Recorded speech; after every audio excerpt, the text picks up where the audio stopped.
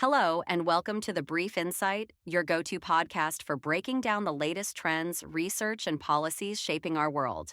Whether you're passionate about sustainability, global economics, or emerging innovations, this is where we simplify complex ideas to keep you informed and inspired. If you enjoy what you hear, don't forget to like this episode, subscribe to our channel, and share it with anyone looking for insights that matter. We're here every Monday and Friday, so hit that notification bell to stay updated. Your support helps us grow and continue bringing you sharp, relevant content that sparks conversation. Thank you for tuning into The Brief Insight. Now let's dive into today's topic. Hey everyone, and welcome back for another deep dive. Today we're tackling plant-based diets. Oh, yeah. They're super trendy right now, but are they actually healthy? It's a big question. It is. We've got two awesome sources for this deep dive. First, a scientific study from Oxford. Okay. They analyzed the health outcomes of vegetarians and vegans over the long term. Interesting. And then we've got a review article from Curious. They examined the pros, the cons of a vegan lifestyle. So we're getting both sides. Exactly. Let's cut through all the hype Yeah. and figure out the real impact of these plant-based diets. Sounds good to me. Awesome. So plant-based eating, it seems like it's everywhere. Yeah. Everyone's like meatless Mondays, or they're calling themselves flexitarian, Oh, yeah, I've heard that. right?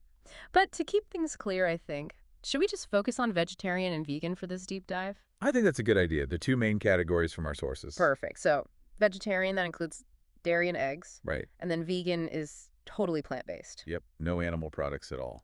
Okay, so there's definitely this health halo around these diets. For sure. What are some of the benefits that might actually be backed by science? Well, both of our sources say lower saturated fat is a key benefit, okay, especially for vegans. that makes sense. Saturated fat, it's mostly in animal products. Yeah, And it's often linked to heart problems. exactly. It's kind of the bad guy. Right. So does the Oxford study show a connection between that lower saturated fat and better health for vegetarians and vegans? They did.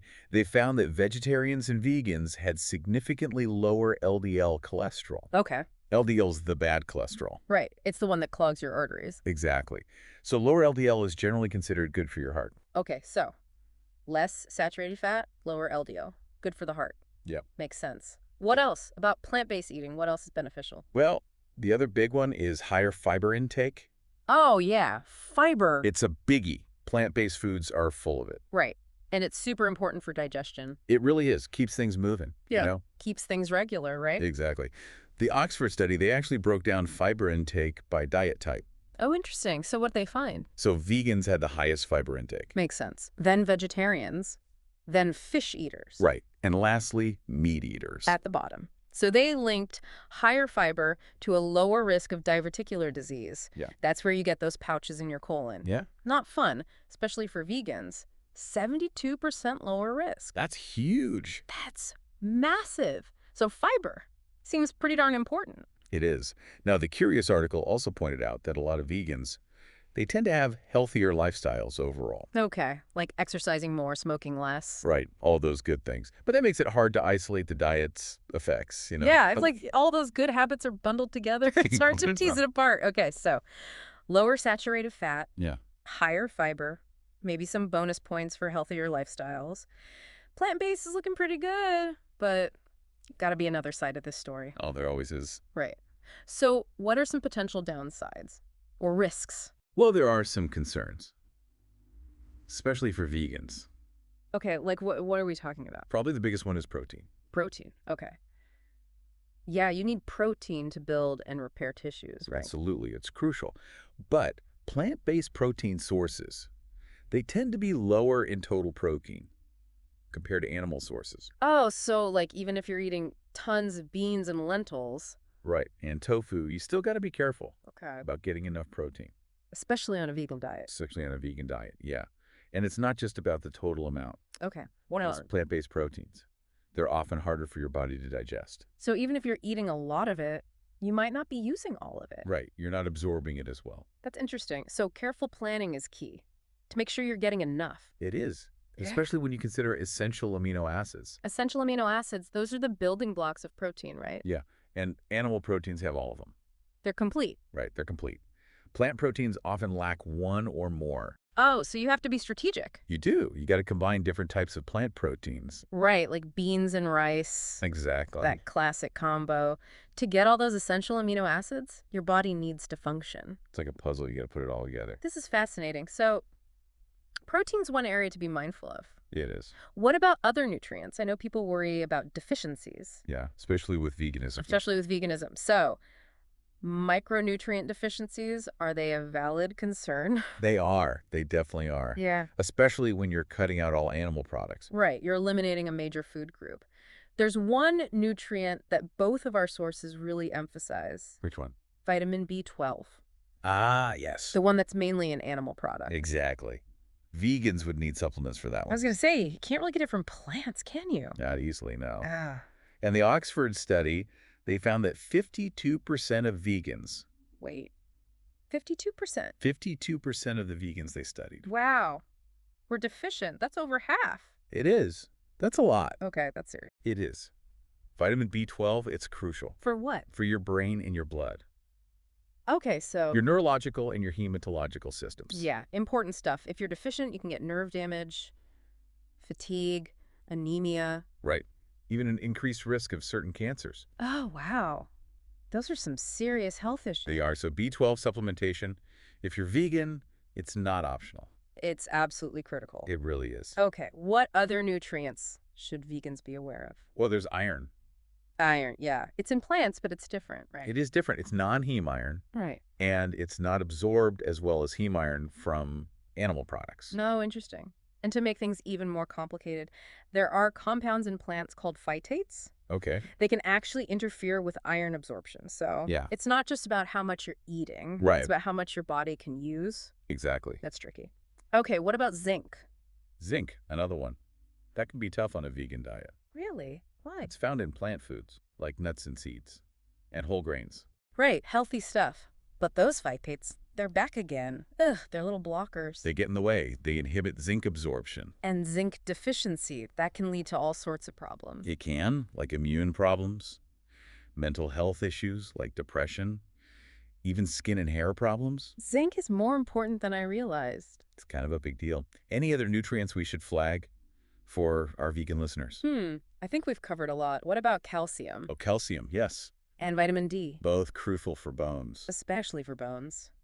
And since dairy is a major source. Right. Vegans need to be extra careful They do. about getting enough from other sources. Sure. Okay, so we've got protein, B12, iron, zinc, calcium, vitamin D. It's a lot to keep track of. It's a lot. You got to be on top of your nutrition game. You do. You really do. Yeah. And this brings us to another interesting finding.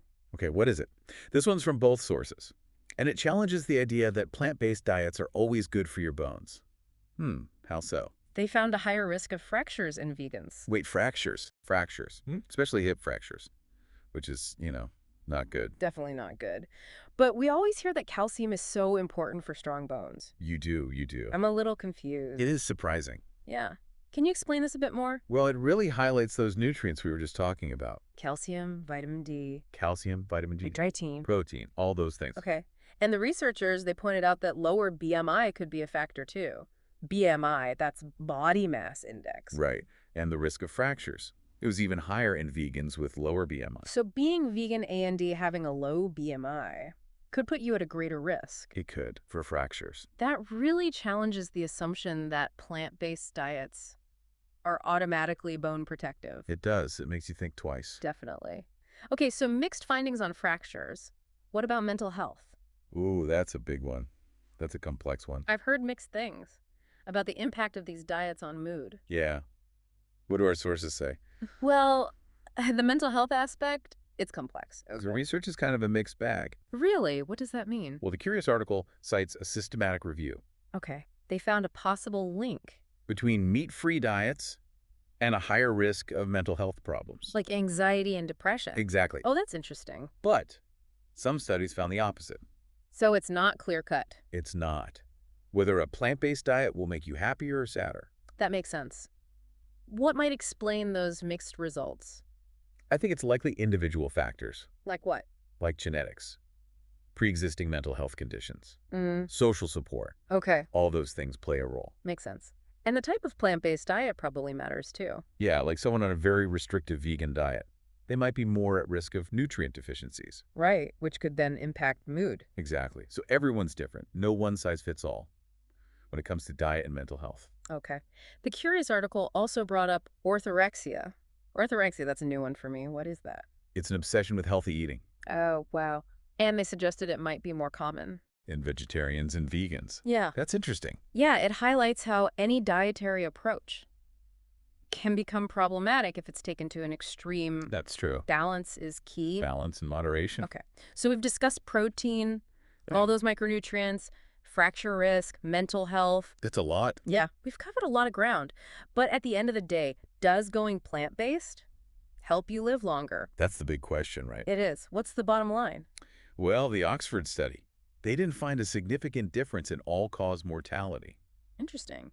Between meat eaters, vegetarians, and vegans.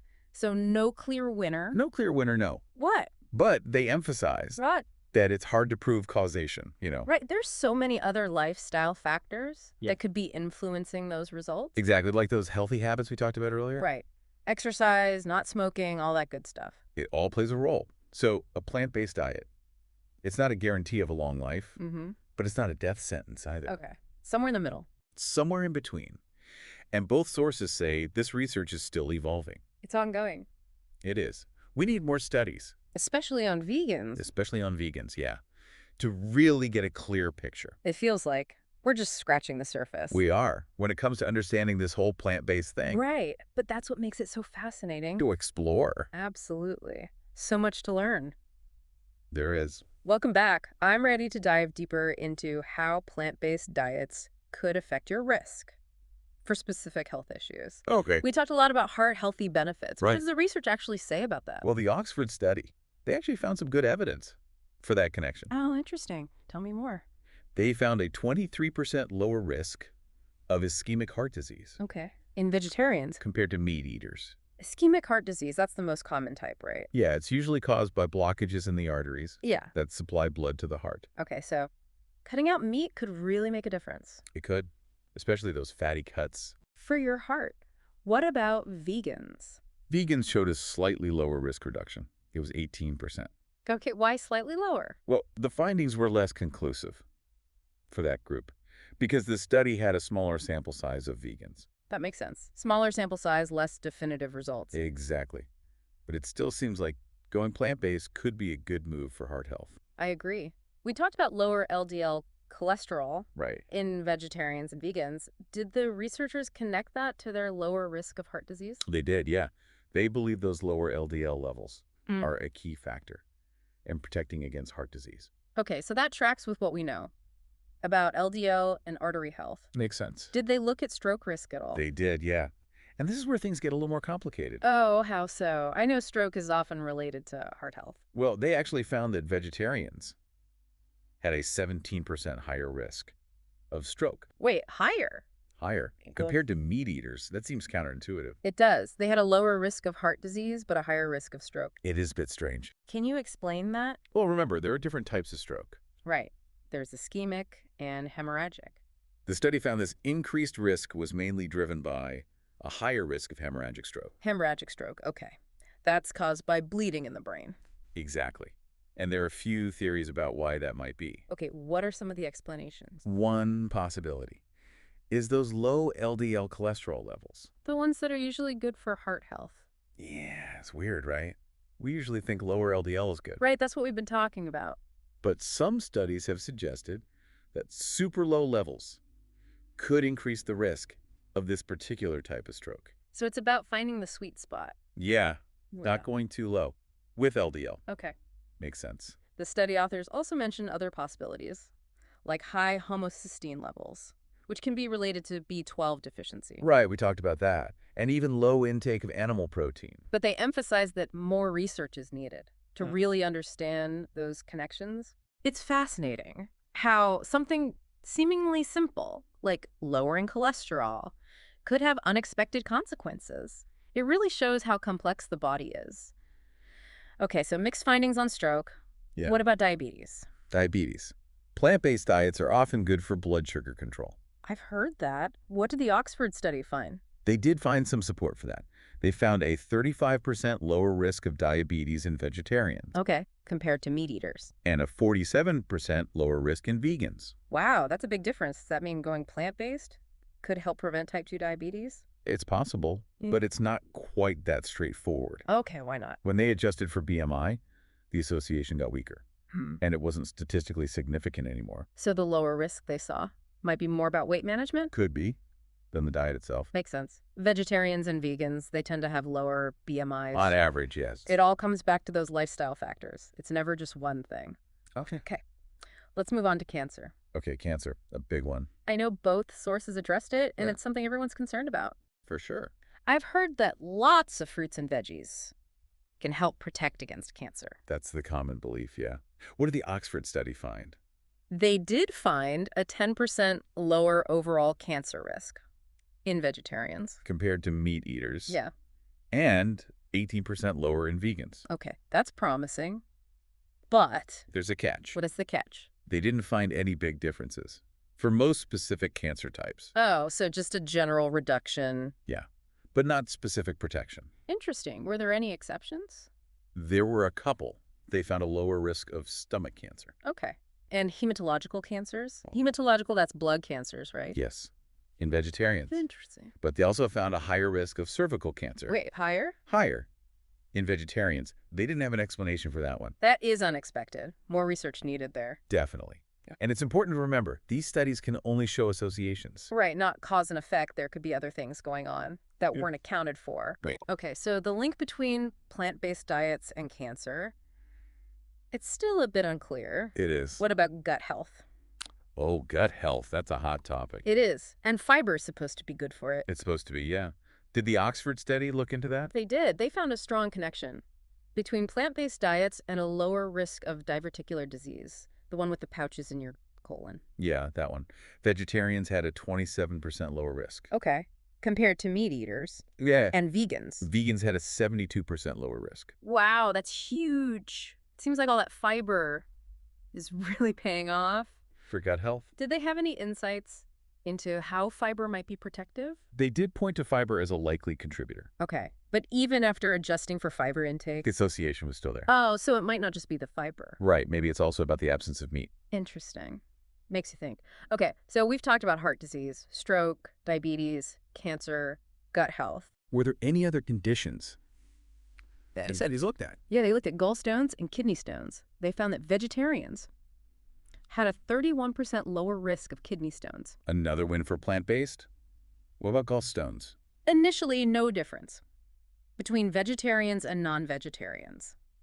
But after adjusting for BMI, vegetarians had a 22% higher risk. Oh, so once they factored in weight, vegetarians were more likely to develop gallstones. Yeah, it's interesting. What's the explanation there? They suggested that high starch intake could be a factor. Okay.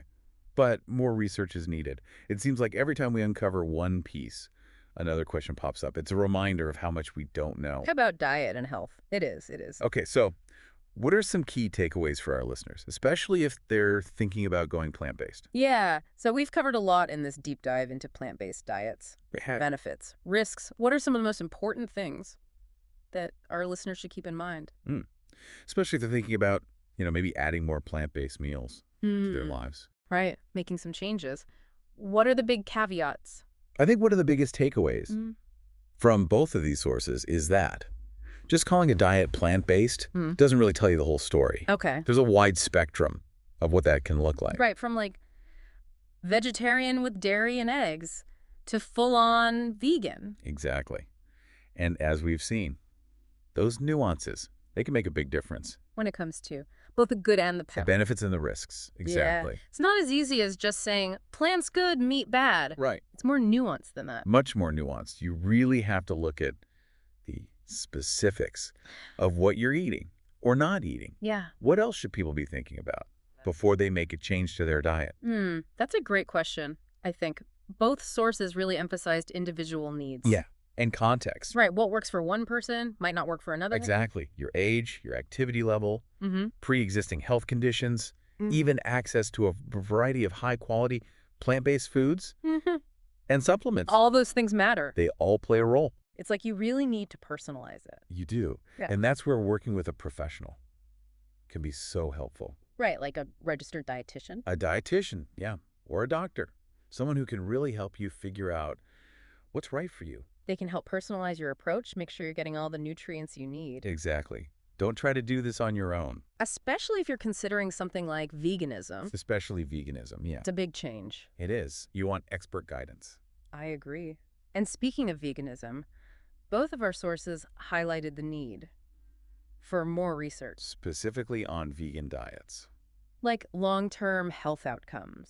Right. We still have a lot of unanswered questions. The Oxford study, actually, they called for a new large-scale study on vegans. Interesting. They know the limitations of the existing data. Right, we need more information. And it's also important to remember, plant-based food options, they're changing all the time. Yeah, it's constantly evolving. It is.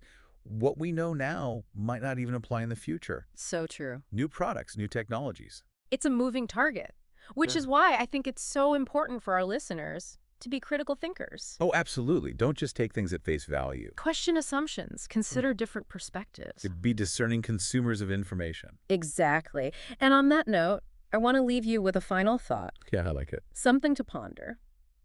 Building on what we've discussed, the Curious article mentioned that veganism tends to be more common in higher socioeconomic groups. Oh, that's interesting. Yeah, it made me think, could it be that access to high-quality plant-based foods, supplements, even medical care is crucial for mitigating those risks we talked Oh, about? that's a great question. Right, like maybe the benefits of a vegan diet are easier to achieve if you have more resources. It makes you think. It does. We didn't really talk about the equity and accessibility aspects of plant-based eating, but those are important. Food access, affordability, cultural preferences, all those things. They all factor in. Okay, well, this has been an awesome deep dive It had into this complex and often hyped-up world of plant-based diets.